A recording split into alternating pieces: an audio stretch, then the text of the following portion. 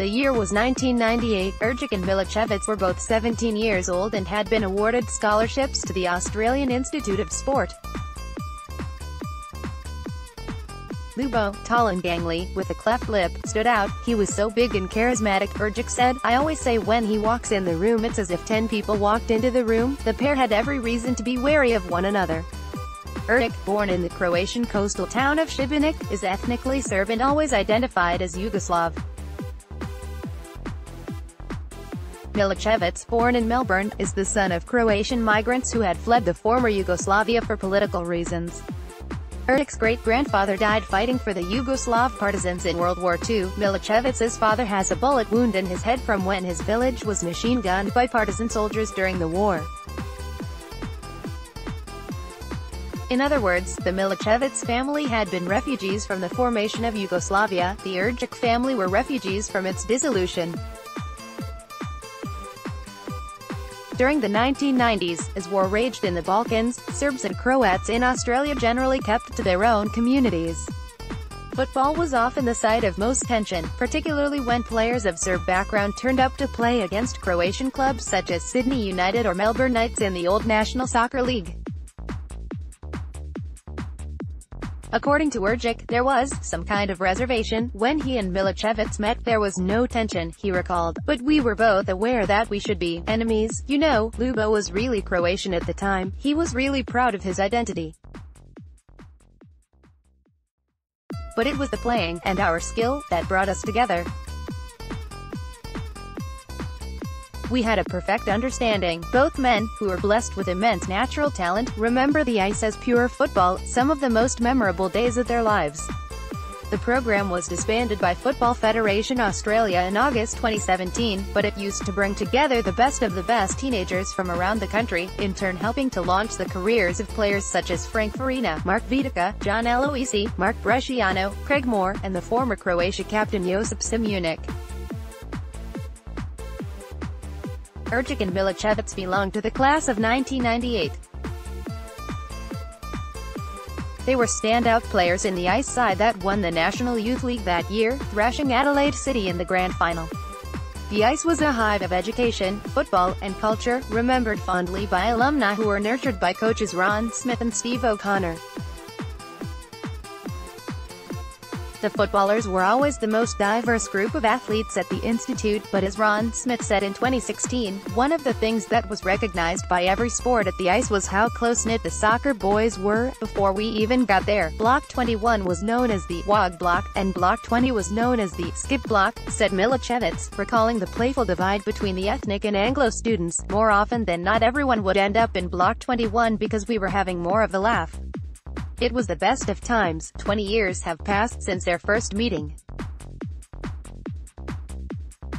Ergic retired from football in 2011, and now divides his time between Belgrade, in Serbia, and Basel, in Switzerland.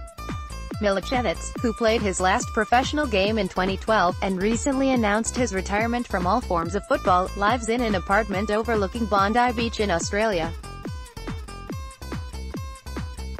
Their careers unfolded in a remarkably similar arc, from playing together at Perth Glory in the NSL, to European football in Switzerland, to international appearances for Australia and Serbia and Montenegro, to their public mental health battles, and they remain as close as ever. Milicevic calls Ergic his oldest, closest mate in football. I love him like a brother. To Ergic, Milicevic is the friend that I trust fully, even in retirement. Separated by thousands of kilometers, they lead strikingly similar lives. Ergic has become a writer, publishing a book of poetry and political columns in outlets such as Politika, the Serbian national daily, and Gegenwasch, a Swiss-German news website. He is known throughout Europe as the alternative footballer, who can speak clearly about everything from the theories of Karl Marx, Antonio Gramsci and Albert Camus, to the corporatization of football, to the rise of nationalism in the Balkans.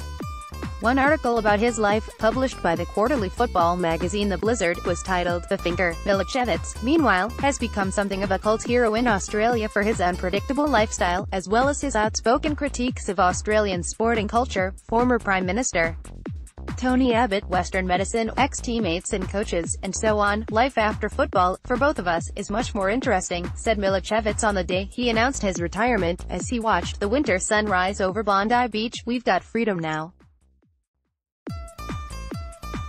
When you're in that game, you're not free. Ivan's chosen to hang out with intellectuals in Belgrade, and I've chosen to live on the beach and work in my mate's cafe. Falling out of love with football has been a long process for both men. After a short spell with Perth Glory, Ergic was signed by Juventus in the year 2000 and promptly loaned out to Basel in Switzerland. Milicevic followed him shortly after, leaving Perth Glory for FC Zurich before ending up at Basel on a loan deal in 2002. Their treatment at the hands of Juventus and FC Zurich, as well as a dodgy agent, in Milicevic's case, caused enormous mental stress. Ergic, almost catatonic with depression, checked himself into a psychiatric clinic and was away from the game for 2 years. Milicevic, who played for Swiss clubs FC Thun and Young Boys Bern between 2003 and 2007, also struggled with depression. The only reason he survived, he said, is because he was able to visit the Ergic family in Basel every other week. We are similar characters, explained Ergic. We wanted to be authentic, we wanted to play football how we imagined it as kids, just pure heart. Then when you're in there and you see what's going on, the animosity, the hierarchies, the agents who are just sharks. I think we were just vulnerable. We were not prepared, and yet, even despite their private battles, both managed to compete at the highest level. Ergic played more than 200 matches for Basel, including in the UEFA Champions League, while Milicevic helped guide FC Thun, a tiny village club, to the Champions League in 2005. They also represented their country, but that too proved to be a bittersweet experience. In 2006, Milicevic was surprisingly overlooked for Australia's World Cup squad, despite being part of the qualification process.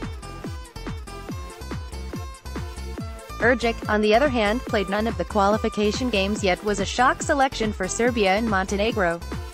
For Ergic, a moment of personal triumph stands out from an otherwise disastrous campaign. Even before the tournament began, Montenegro split from Serbia, in what was the final breakup of the former Yugoslavia. Regardless, the team lined up to the old Yugoslavian national anthem before the group stage matches. That's one of the things that shows the disorder in our society and our country, Ergic said. It's a completely new country, but you have the old anthem. Political, cultural, there's so many issues there. But that was the last time it was played, against Côte d'Ivoire, and I started that game. For me it was an honor. You're sending this anthem into history. I was brought up as a Yugoslav and this was a perfect opportunity. There were a few players who also had that sentiment, but they didn't dare to sing it. But for me, I never hid the fact I'm a Yugoslav. It was a rainy day, it was really symbolic, you know.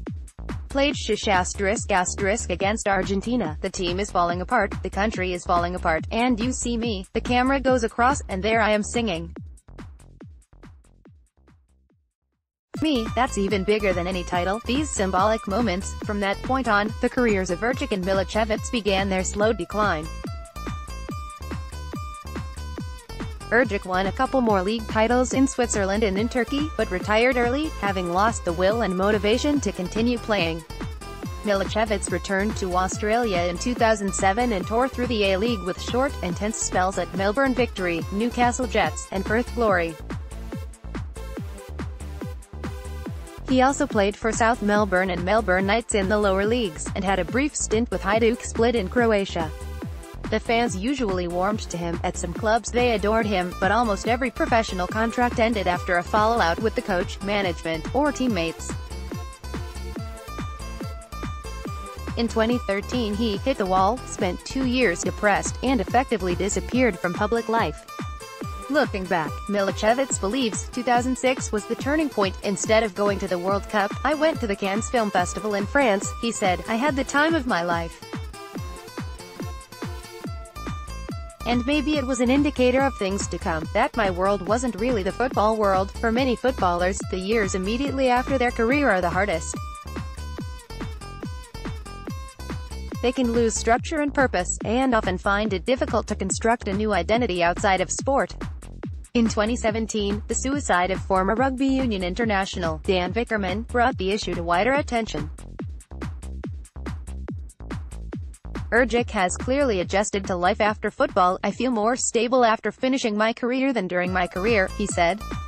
For Milicevic, whose recent retirement was caused in part by a knee injury, that remains to be seen. Dizzying highs and terrifying lows seem to be part of his character. "Worry is a feeling that I have had throughout my whole friendship with Ljubo," Ergic admitted. Yet both men have the advantage of going through the worst experience of depression during their playing careers. Indeed, it may be that they were never really wired for professional football in the first place, and that their best years lay ahead. "It's not a secret that I find that world quite one-dimensional and quite boring," Milicevic said, "and that's why Ivan and I have always been mates, because we didn't catch up and talk about football.